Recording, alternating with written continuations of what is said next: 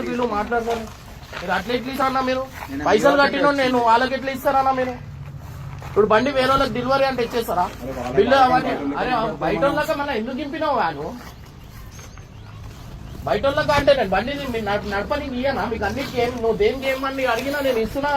ఈ box packing మా అమ్మతో తీసా అంటే మీకు ఎందుకు అటు చింపినావు? నువ్వు వేరే దానికి ప్యాక్ చేయడానికి నీకు లేదా?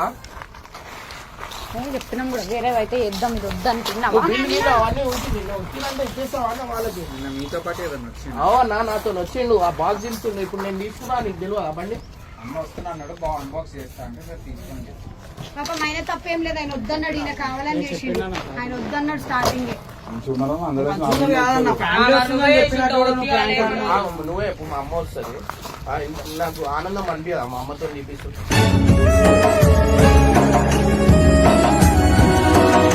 ఏం చెప్పాలన్నా? ఏం చెప్పాలి? అరే అరే నువ్వు ఎక్కువ నాకు బండి కూడా ఎక్కువ కాదు. నేను ఏమంటున్నా, డబ్బా చెప్పిన అంతే. అరే